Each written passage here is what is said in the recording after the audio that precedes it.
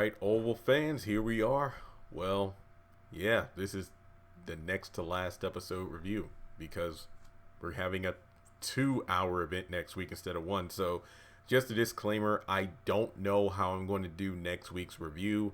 If I'll just do one review covering both episodes or if I'll do a review per episode. Maybe I'll put a poll up on the community tab and you can let me know which one you want. But in this episode, we're talking episode 23, Unexpected Guest. Just finished the episode, got my notes, I'm ready to go. Let's talk about it. But before doing so, make sure you hit that subscribe button if you are new. Give this video a thumbs up, comment some of your favorite moments from last night's episode, hit the bell notification icon so you don't miss out when I post new content, and follow me on social media. Links are in the description below. And hope you all like the temporary channel update, Tyler Perry's The Oval review. A new profile picture, a new cover art. I don't know how long I'll keep it the same, but who knows? I mean, people seem to like it, and my subscriber count is going up, so maybe it was overdue for a change. But will I change it to Greenleaf review? I don't know yet. I don't know. All right, so we pick up where we left off at the hospital. We have Richard, Nancy, and Barry. Barry's freaking out because, wait, Picky's my brother? I mean, we're only 1 year apart. Richard tells Barry to go outside of the hospital room so he can talk with Nancy one-on-one. She's all apologetic and she is trying to explain what's been going on. Richard is like slowly trying to piece together what went down. So I was on tour, you got pregnant, and wait, so you gave Picky over to your sister. So that's where all of our savings money went to, basically to her. And Nancy claims it was not a blackmail, but it's like, well, based off of last week's episode, it definitely seemed like her sister would have told the truth about Picky if Nancy stopped giving her money to pay rent, aka her drug habit. So basically, what I was saying in the video about should Richard pay for Picky's funeral, I mentioned how, well, maybe they have savings or whatever because there's nobody in the house working right now. But now it's like, nah, they ain't even got savings because, well, that all went to Nancy's sister to allegedly raise Picky. But to be honest, with Picky being Picky, it's safe to say that he's just been staying with his crew and whatnot. So his mom was probably just taking that money as hush money. So Nancy's not telling Richard who the father is. And he's obviously, it seems like Richard's in more pain from that news than he was from being shot. And that says a lot. So turns out, Barry comes back into the room because the doctor's out there wanting to talk to him.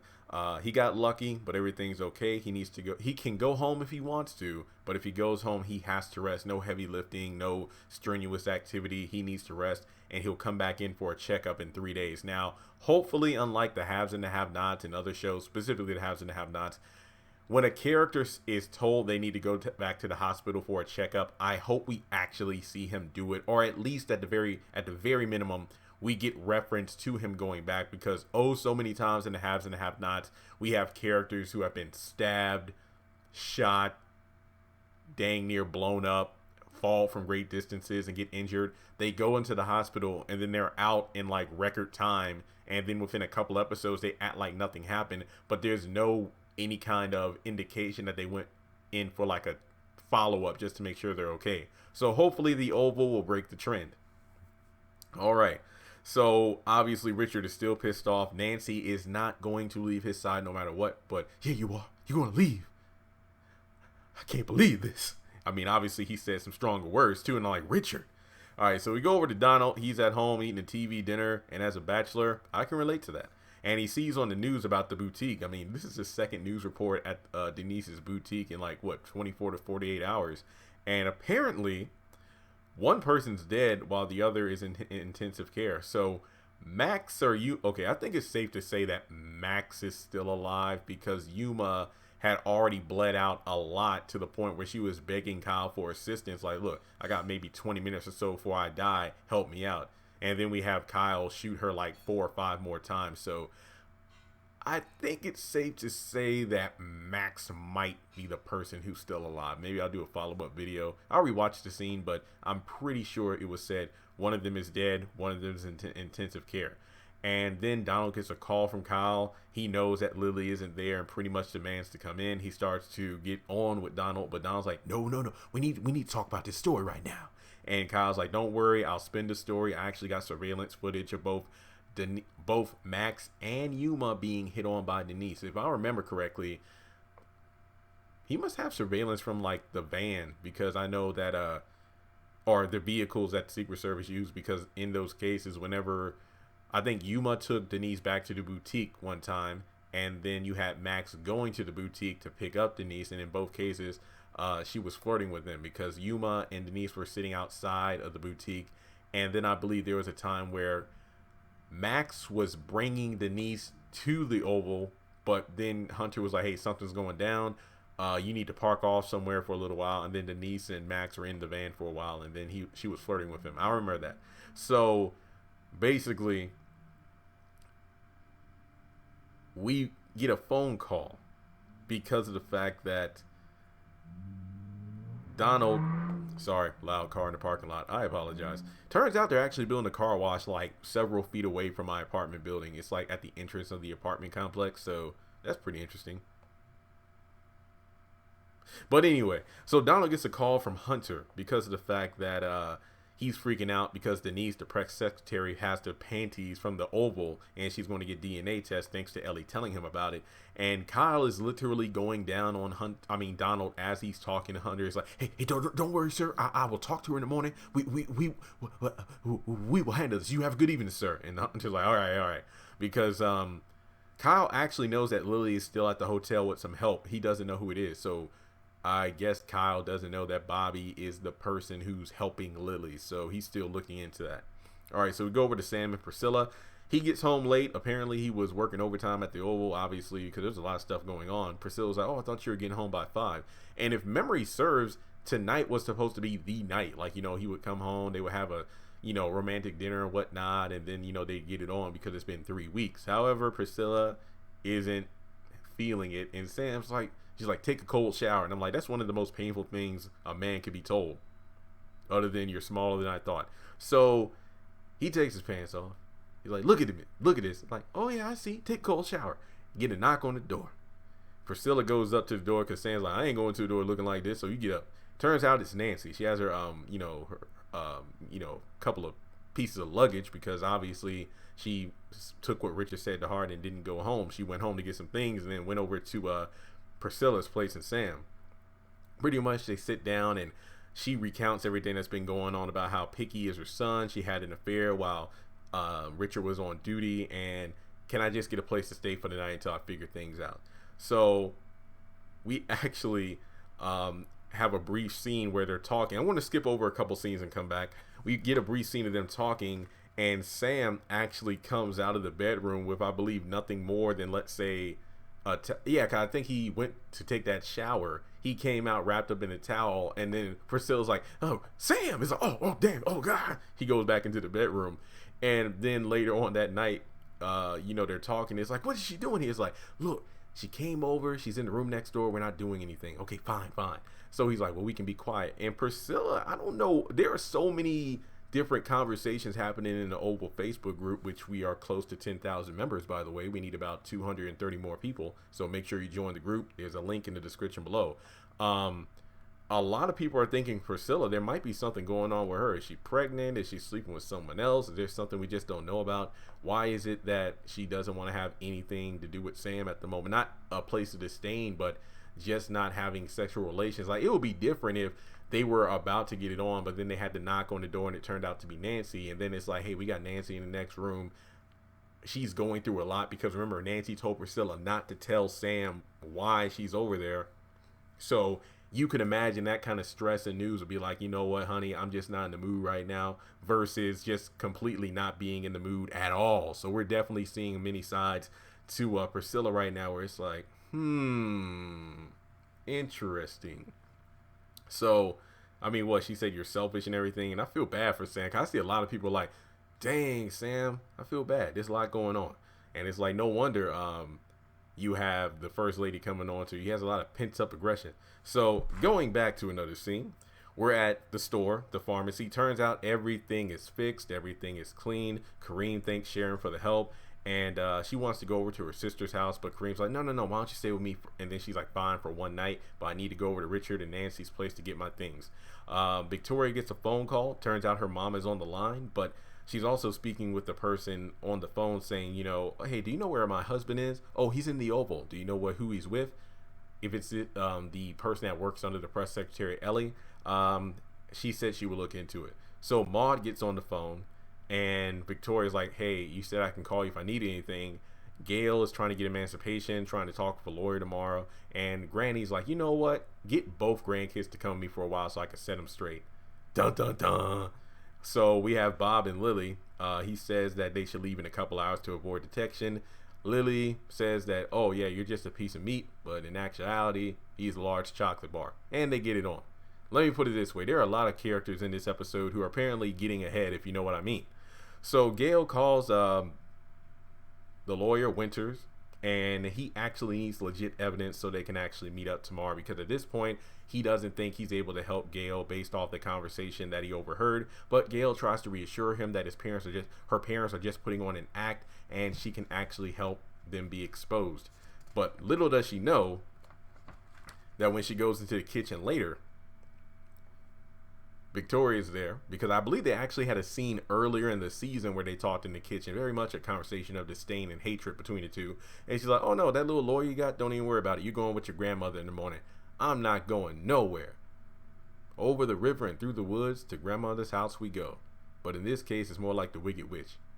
But we shall see. And also just keep in mind how proper and calm Victoria was when she was on the phone with her mom, which begs the question, if she had taken that sledgehammer last week and burst through Gail's door as she planned, how bad do you think it would have been? Because not only would Gail's lawyer have had everything recorded, audio anyway, but also her mother would have flipped. Remember, because she said, you're over here breaking things, because I think at that point Victoria broke a couple of vases and whatnot, but to actually have a sledgehammer destroying the White House doors and possibly walls, how do you think that's going to be turned over? She would have definitely made things a lot worse. So Donald saved her from a lot of bad press and a pissed off Maud, because nobody wants Maud unhappy.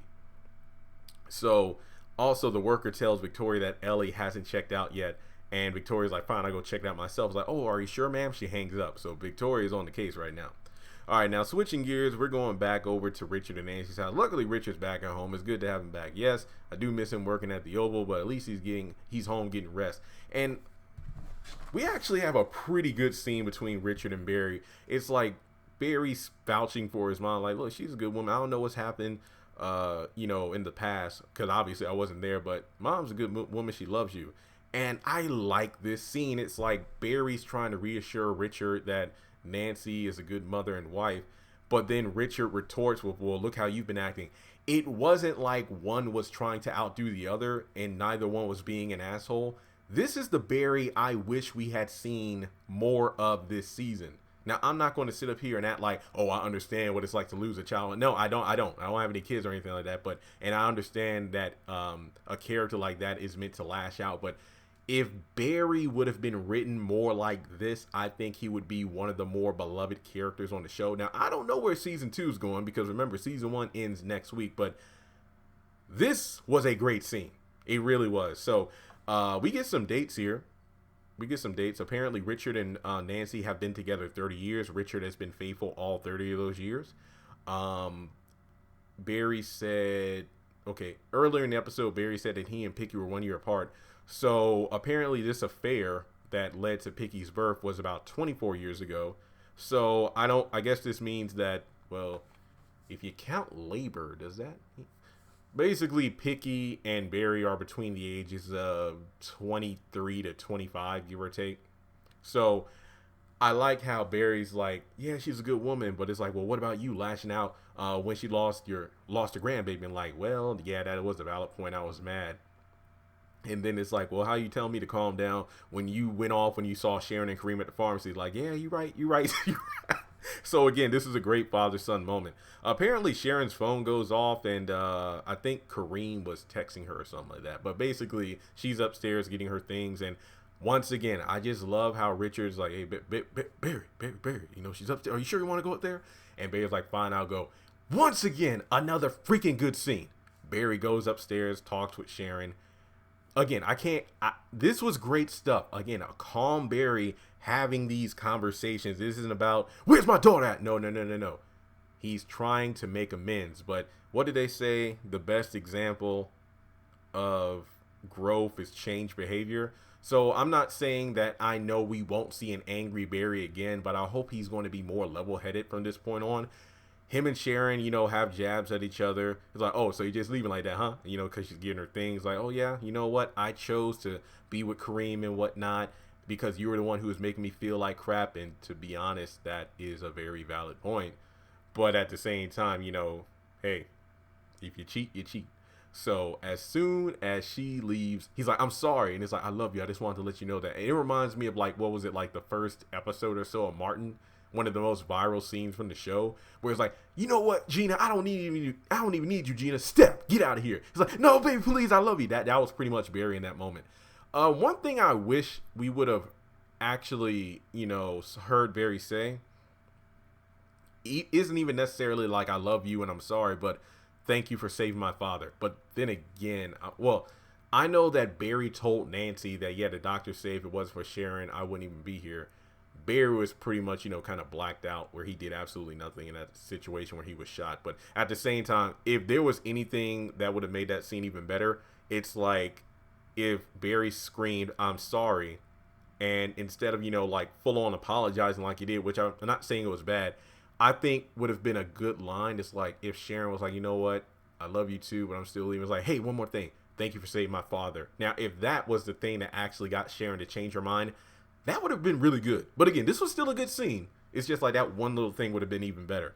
So we actually have Sharon going over to Kareem's car. She doesn't have her box or anything because she's not leaving. He lashes out and he's like, fine, let him take care of you, that little drug money of his. So is Barry actually was working for Picky? Who knows? Honestly, I don't think so.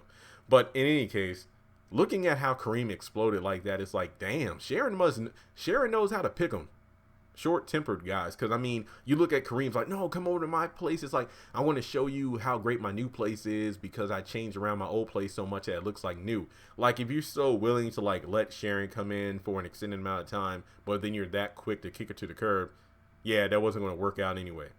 So Sharon comes in, tells Barry, don't act like you are happy that, I'm telling you I got fired, but I need the job for my credit. So once again, you actually have the one person in the house who has a job, and she's trying to get through school with that job as well, which is excellent. All right, so we go over to, I believe, Sharon says hey to Richard. Richard thanks her for saving his life, and Barry takes him upstairs. And yeah, this is the last scene here. We have Hunter and Ellie. He's like, oh yeah, I need more information about the whole situation with Diane. And I love, speaking of how Sharon picks these guys with short fuses, Hunter seems to like these women who are domineering or assertive, because Ellie, I know Hunter's whole thing was trying to be, manipulative and pretty much flaunt his power. Like, oh yeah, I seen your resume. You work with so-and-so. He was a bit of an asshole, huh? It's like, have you had an affair? And Ellie so delicately says, no, I choose with who I sleep with, and I don't sleep with people to get ahead. I sleep with people when I choose to. Because it's like, oh, I know how I look. I know what people's perception of me is. Like, I'm a ditzy pretty girl who does whatever it takes to succeed in my career field. And she puts her heel like on his crotch, like, oh, not bad for a white boy. And pretty much, is very flirtatious with him. Gets dressed. And then because she kind of opens up her dress, and I'm like, yeah. But then she leaves, and then when she opens the door, you got Victoria waiting to backhand and then drag her on the floor. That's the end of the episode. Freaking Tyler Perry with these cliffhangers. Overall, pretty strong episode. My girl Jean wasn't in it. I was kind of mad about that. Still wondering when she's going to get her damn car back. Yeah, I'm going to give this a solid 9.5 out of 10. I think this was a pretty solid episode from start to finish. Seeing a Barry that I wish we would have seen more of this season was definitely one of the best parts of the episode. And with that being said, that's all I have to say. Let me know your thoughts in the comment section below. If you would like to donate to the channel, feel free to do so on PayPal or Cash App or you can join my Patreon for as little as $1 a month. Thanks so much for tuning in, folks, and I'll talk to you all later. Look out for my trailer breakdown coming soon, and talk to you all soon.